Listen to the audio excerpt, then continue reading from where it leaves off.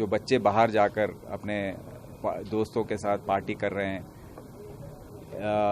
शराब पी रहे हैं, फिर उसके बाद ड्रग एडिक्शन के तरफ जा रहे हैं। तो मैं ये रिक्वेस्ट करता हूं कि आपके बच्चों पर जो बाहर जा रहे हैं पार्टीज़ के लिए, ज़्यादातर पार्टीज़ में जाने से भी नुकसान हो सकती है, तो उन पर कड़ी नज़र रखें और उनको वॉच करते रहें कि कहाँ जा रहे हैं, कैसे दोस्तों से मिल रहे हैं, क्या क्या कर रहे हैं, कितने बजे आ रहे हैं रात में, और उनके बिहेवियर पैटर्न्स में अगर वो बच्चे ज़्यादा सो रहे हैं दिन में, मतलब रात भर जाग कर दिन में ज़्यादा सो रहे हैं, और तो आप समझ लीजिए कि कुछ गलत है और इमीडिएटली उनको डॉक्टर के पास ले जाना, टेस्ट कराना, ये सब करने की ज़रूरत बहुत है।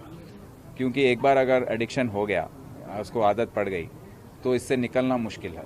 वो भी एक आपके परिवार में पूरा उसके बाद दुख ही देखना पड़ेगा आपको। तो मैं माँ बाप से ये कहता हूँ, उनसे गुजारिश करता हूँ कि आप सख्त रहें बच्चों के साथ, उन पर कड़ी नज़र रखें और कहाँ जा रहे हैं, किससे मिल रहे हैं, कौन है दोस्त, इन पर ज़रूर समाचार निकाल के उस पर नज़र रखने की मैं गुजारिश करता हूँ। बाद में उनको 5,000 रुपीज़ पर ट्रिप पेमेंट किया जाता है।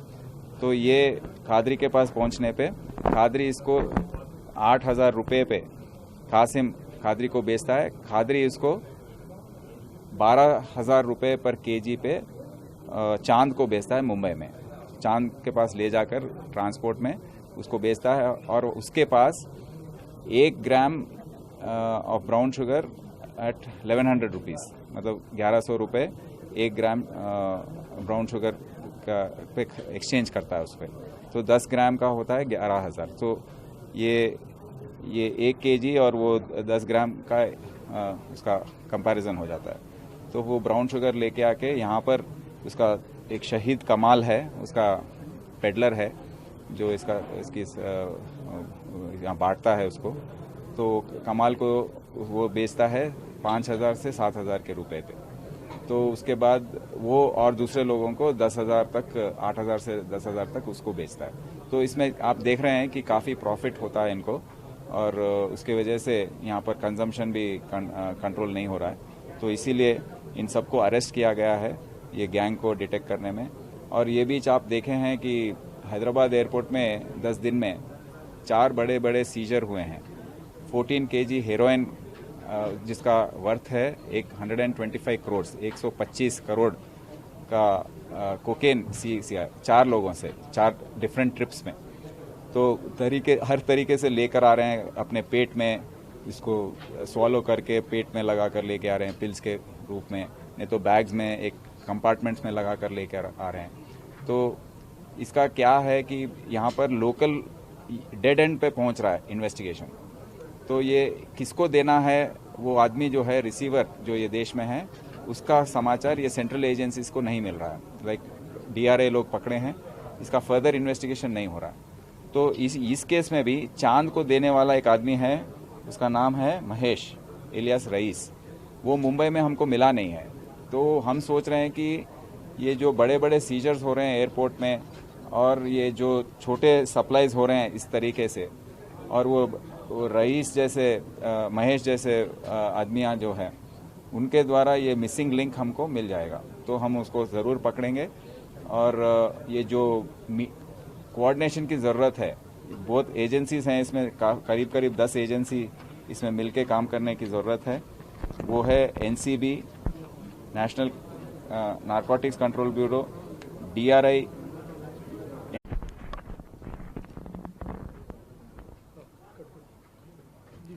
आज Hyderabad city police task force के द्वारा और नारकोटिक्स एनफोर्समेंट विंग के द्वारा एक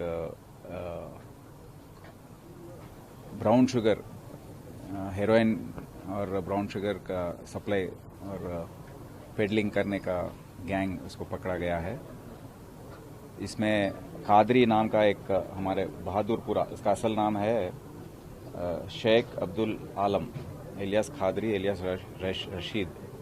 ये बहादुरपुरा में रहता है। ये 210 के टाइम पे ये दुबई करेंसी एक्सचेंज में काम करता था। उसके बाद उसको DRI वालों ने पकड़ लिया, अरेस्ट किया उसको, और उसके बाद ये बिस्किट्स का बिजनेस शुरू किया। बिस्किट्स हैदराबाद से बॉम्बे ले जाना और यहाँ लोकल एरिया में बेचना। तो वहाँ मुंबई जाने के अवसर पे वहाँ मौके पे उसको चांद नाम का एक आदमी मिला। उसका असल नाम है शहजादा सैयद। ये एक प्लम्बर है मुंबई में, और ये मुंबई में प्लम्बिंग काम के अलावा ड्रग्स, ब्राउन शुगर और गांजा बेचने का काम भी करता है। तो उसके साथ इसका परिचय हुआ और दोनों में ये अंडरस्टैंडिंग हो गई कि मैं गांजा लेके आऊँगा, मुझको पैसे बस नहीं हो रहे हैं घर चलाने के लिए, तो गांजा लेके आऊँगा, आप उसको ब्राउन शुगर में कन्वर्ट करके मुझको दो, क्योंकि मैं हैदराबाद में उसको बेचना चाहता हूँ। तो वो एग्रीमेंट हो गई। तो इसको नज़र में रखते हुए ये खादरी एक कासिम नाम का है, उपल में रहता है, वो नॉन ड्रग पेडलर है, वाइजैग से उसके बहुत कनेक्शंस है। तो वो कासिम को से इसकी मुलाकात हुई। कासिम को बोलने पर कासिम एक रमेश नाम का कल्टीवेटर है वाइजैग में, पाडेरू एरिया में, तो उसके साथ उसकी बातचीत हुई। वो कल्टीवेट करता है, इसको उगाता है अपने फील्ड्स में। तो 3,500 रुपीज़ पर kg पे उसके पास खरीद के, और लेडीज़ का एक गैंग है वहाँ पे, सरस्वती एक का नाम है, और ललिता, लावण्या, अपलम्मा, ये 4 लोगों का एक गैंग है। और भी और हैं वहाँ पे जो ये केस में पकड़े गए हैं। वो क्या करते हैं, ये वाइजैग से विशाखापट्टनम रेलवे स्टेशन और बस रूट्स के द्वारा हैदराबाद अपने लगेज के रूप में उसको लेके आते हैं हैदराबाद को। Enforcement, ED, enforcement directorate, IB, customs, CISF, local police, CI cell और ड्रग एनफोर्समेंट विंग, ये सब मिलकर काम करेंगे। एक मीटिंग लगाएंगे हम जल्द में, और इसका हम कैसा कोऑपरेट करना, कैसे कोऑर्डिनेट करना, इसके बारे में सोच रहे हैं। और एक आज हमने किया है कि 3 प्राइवेट एजेंसी से हमने MOU साइन किया है रिहैबिलिटेशन के लिए। ये हैं Asha group of hospitals, Phoenix rehab services private limited, Amrita foundation society. हम क्या कर रहे हैं कि अब तक जनवरी से लेकर अब तक 377 लोगों को हमने अरेस्ट किया है, पेडलर्स हो या कंज्यूमर्स हो या ट्रांसपोर्टर्स हो। पर ये जेल में जाकर बाहर आने के बाद क्या कर रहे हैं उसके बारे में हमको पता नहीं है, समाचार नहीं है। तो हम अब सोचे हैं, और काफ़ी लोग हमारे पास आकर रिक्वेस्ट कर रहे हैं, इनके माँ बाप हो या परिवार के लोग हो, उन लोग आकर रिक्वेस्ट कर रहे हैं कि हमारे बच्चे ऐसे हो गए हैं, उनकी मदद कीजिए, उनको रिहैबिलिटेशन में लगाइए। तो हमने इनसे बात की है, ये इंस्टीट्यूशन से, ये प्राइवेट इंस्टीट्यूशन से, और हम अब से ये पूरे 377 लोगों को हम बुलाएंगे और उनको रिहैब प्रोसेस करवाएंगे। क्योंकि इसमें क्या होगा, पहले हफ्ते में इनको ब्लड टेस्ट और यूरिन टेस्ट उनके कंसेंट लेकर उनको करवाया जाएगा। उसके बाद 2 दिन में 2 बार उनकी काउंसलिंग होगी, साइकोथेरेपी होगी, फिर 1 महीना चलेगा। उसके दूसरे महीने में हफ्ते में 1 बार काउंसलिंग होगी, फिर रूटीन में हर हफ्ते इनके टेस्ट होंगे। और इस पर हम निगाह कड़ी नज़र लगाएंगे, और 1 साल तक हम इनको वॉच करेंगे कैसे ये लोग बिहेव कर रहे हैं। क्योंकि 1 साल तक देखने से इनका ये डी एडिक्शन हो जाएगा ज़रूर।